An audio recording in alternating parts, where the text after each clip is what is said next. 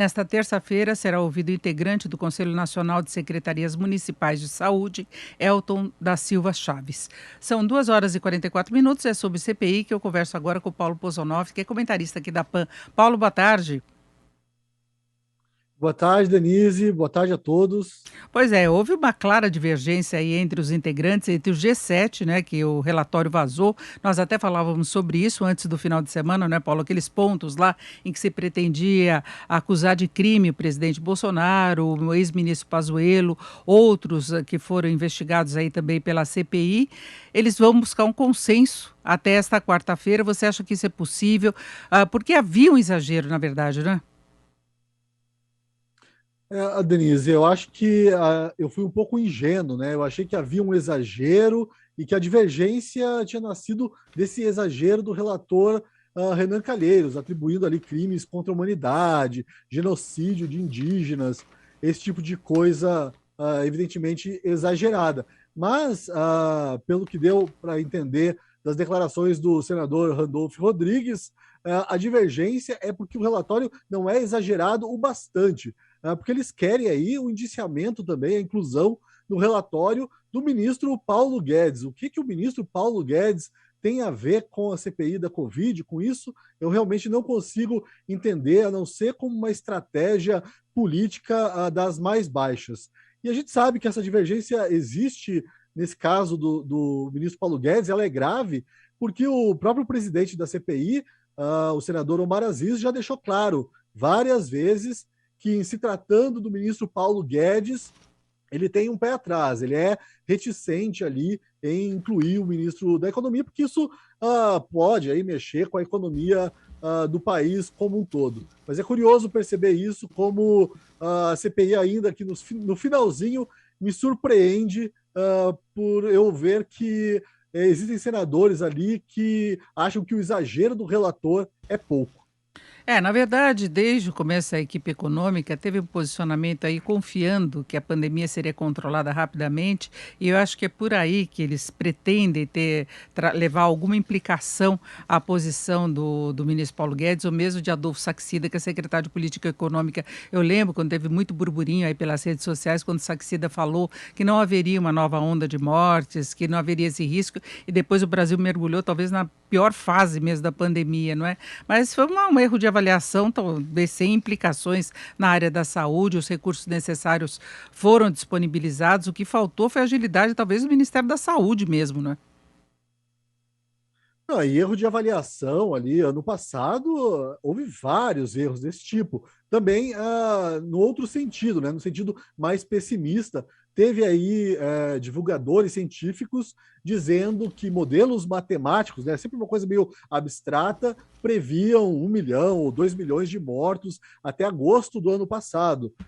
Então, erros de avaliação acontecem, ainda mais numa situação nova. Eu insisto nisso. A última pandemia parecida com essa que a gente teve, com todos esses efeitos, foi lá há um século. A tecnologia, a comunicação eram completamente diferentes. Eu não consigo entender realmente indiciar um ministro de Estado, ou qualquer pessoa, nem que não fosse um ministro de Estado, por esse tipo de erro de avaliação que, enfim, também se baseia ali, né, em um certo, o ministro ele tem que passar, o ministro, os secretários, a equipe econômica, no meio daquele turbilhão todo, tem que passar algum tipo de otimismo também para as pessoas, para os mercados, senão gera pânico, gera desespero. Realmente é incompreensível que um senador da República, não ser por uma picuinha muito pessoal, ou por uma vingança, ou por uma forma de fazer oposição que eu considero bastante baixa, bastante perversa e bastante contraproducente, só isso explica mesmo querer incluir o ministro Paulo Guedes nesse relatório aí, que já é bastante exagerado, Denise. Paulo, vamos dar uma pausa agora, a gente volta a conversar daqui a pouquinho. Vamos ouvir o senador Randolfo Rodrigues, que está presidindo agora os trabalhos aí da comissão. Pela simbologia, simbologia que atraiu a atenção do Márcio, simbologia que resultou em um outro símbolo. Antônio, vocês iniciaram colocando cruzes em Copacabana. Cruzes em Copacabana. O primeiro símbolo era a cruz. O símbolo hoje para todo o Brasil é o Márcio retomando as cruzes e colocando as cruzes de volta. Colocando as cruzes de volta, que foram retiradas pela insensatez, pela intolerância e pelo ódio. Os símbolos têm um significado todo importante para a humanidade. O símbolo não traz ninguém de volta, mas o símbolo consola. É por isso que todo ano, em um determinado horário, no dia 6 de maio, no dia da rendição da Alemanha nazista, os judeus em Israel, todos param naquele momento para fazer 1 minuto de silêncio. Trará os 100 milhões de judeus vítimas da tragédia do Holocausto de volta? Não trará. Mas é um símbolo para que não se esqueça. É por isso que os símbolos estão presentes em todos os cantos desse planeta. É por isso que nos dias 6 e 8 de agosto, dias em que foram lançadas as bombas atômicas em Hiroshima e Nagasaki, os japoneses também param. E o toque, e é tocado um sino por várias badaladas, para que não se esqueçam. É por isso que os símbolos têm significado na nossa vida.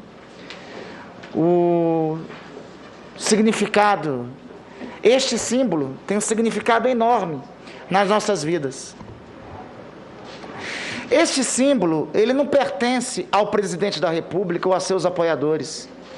Esse símbolo pertence a todos nós brasileiros.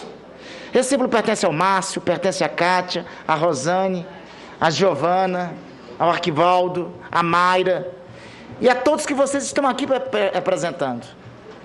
Esse símbolo, junto com o lenço branco, é o retrato da dor de compatriotas nossos. Se perguntam o que é compatriota, eu já falei aqui. Compatriota tem relação talvez com uma outra. Compatriota é uma palavra de expressão latina. Pátria é aquela terra de nossos ancestrais, é assim que se define no latim. Pátria é feita pelos compatriotas. Um compatriota só é compatriota de outro se o seu compatriota sentir empatia por si. Empatia é uma palavra de origem grega e significa se sentir no sofrimento de todos. Eu fico muito feliz que aqui, quando eu via as suas lágrimas, Márcio, quando eu via as lágrimas e a força do depoimento da Kátia, quando eu via a força do depoimento da Giovana aqui, eu olhei para os meus companheiros e, como diz a poesia do Drummond, estavam taciturnos, estavam em lágrimas, estavam em prantos. Não somente os colegas daqui dessa Comissão Parlamentar de Inquérito, mas também muitos dos servidores desta casa. Porque isto é o que é ser compatriota. É ter empatia para com o outro, é sentir na pele a dor do outro, é sentir que o Hugo que foi perdido pelo Márcio, filho do Márcio, poderia ser filho de cada um de nós, é se colocar no lugar. É porque o pai e a mãe da Kátia poderia ser o pai de cada um, o pai e a mãe de cada um de nós. É porque os pais da Giovana poderiam ser de cada um de nós. É isso que é empatia. Senador Humberto, senador Renan, tem algumas coisas que a vida e a história não nos dão o direito. Nós não temos direito de não aprovar um relatório contundente e forte. A história deste país, a vida do Hugo e de todos os familiares que estão aqui presentes e dos outros 600 mil vítimas, clamam sobre nós esta responsabilidade. Não nos cabe, nesse momento, divisões artificiais, não em especial a este campo majoritário, a este grupo que trouxe CPI até aqui, que aprofundou investigações, que desvendou esquemas de corrupção, que desnudou o negacionismo, que apontou as responsabilidades sobre remédios que não tinham eficácia, que recuperou a necessidade da vacina. Quando a CPI começou, nós tínhamos 200 mil brasileiros vacinados por dia. Hoje nós temos mais de 1.400.000. E não foi por conta do senhor presidente da República, foi por conta da pressão da CPI. A responsabilidade, Humberto e Renan, para conosco é histórica. Ela 2h54. Randolfo Rodrigues está abordando os depoimentos que foram concedidos hoje por familiares de vítimas, inclusive alguns que tiveram manifestações, como o senhor que colocou cruzes na praia. A gente lembra que num ato de violência as cruzes foram arrancadas na época, agora estão sendo recolocadas. E Flávio Bolsonaro, o o senador, ele também comentou a respeito dos depoimentos de hoje, criticando. Vamos conferir. Eu vi um senador hoje no intuito de participar da audiência pública da CPI para ouvir alguns familiares vítimas da Covid. O que estamos testemunhando é algo macabro, triste e lamentável. Pessoas foram escolhidas a dedo para virem à CPI e falarem mal do presidente Bolsonaro. Pessoas com histórico de militância contra Bolsonaro vieram para cá, para a CPI hoje, com o compromisso de responsabilizar Bolsonaro pelas mortes de seus familiares por causa da Covid, não por causa do Bolsonaro. Isso é um desrespeito com as quase 600 mil vítimas desse vírus aqui no Brasil. E se Deus quiser, essa CPI vai encerrar logo, porque está fazendo muito mal ao Brasil. E agora eu volto a falar com o Paulo Pozonoff, que nós já ouvimos o Randolfo Rodrigues, que tem uma posição oposta à de Flávio Bolsonaro. E aí, Paulo, o que você acha que fica dessa CPI, o adiamento do desfecho mesmo para a próxima semana?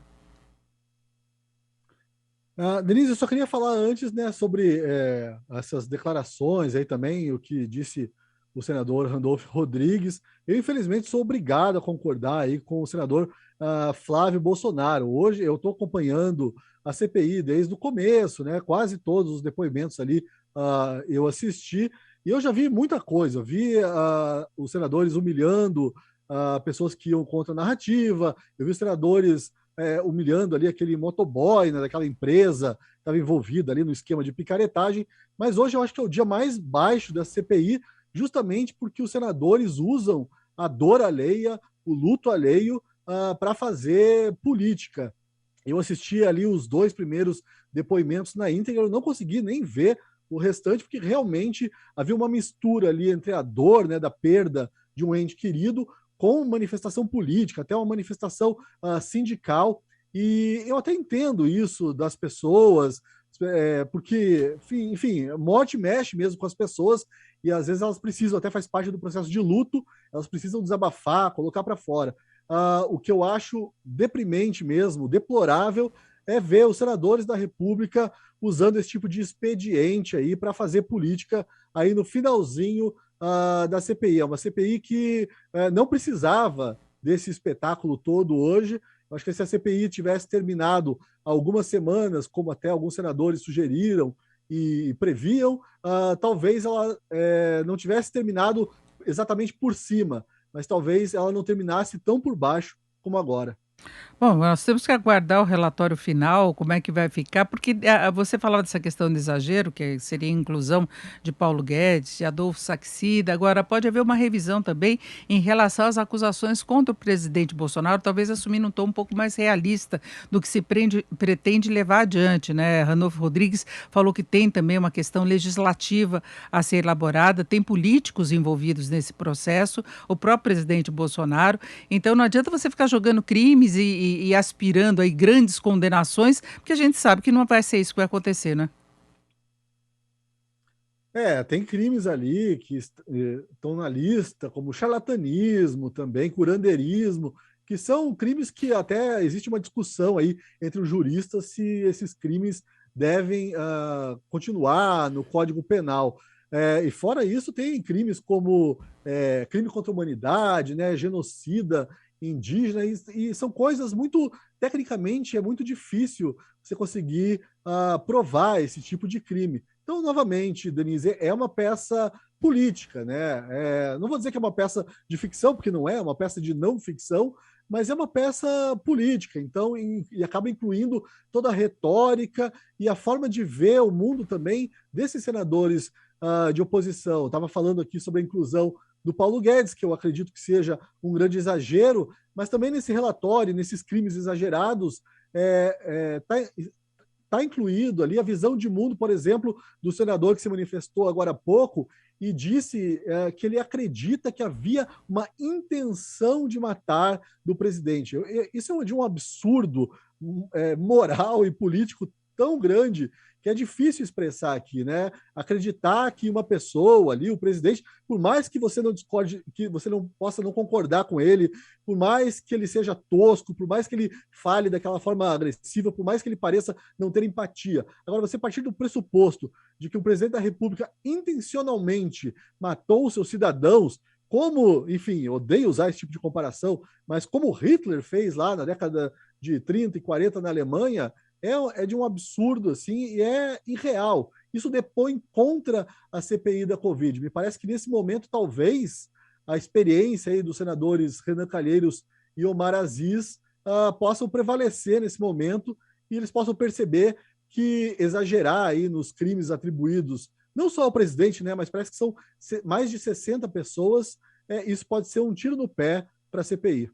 São políticos experientes que sabem exatamente com as dificuldades que eles vão ter que lidar, se houver exagero, se for uma coisa assim muito ilusória, né? Se imaginar que possa haver esse tipo de punição contra os crimes que eles listaram, pelo menos aquela lista que a gente tinha da semana passada, Renan Calheiros falou que pode rever, mas é isso, Paulo, enquanto estávamos falando, nós estávamos mostrando as imagens também de uma homenagem que foi feita às vítimas da Covid no Senado, né? Nós estávamos vendo foto, imagens lá no local, do lado do Senado Federal, mas por enquanto é isso, Paulo. Vamos continuar acompanhando as discussões e acompanhando aqui a CPI. Uma boa tarde para você. Boa tarde, Denise. Boa tarde a todos. Até mais.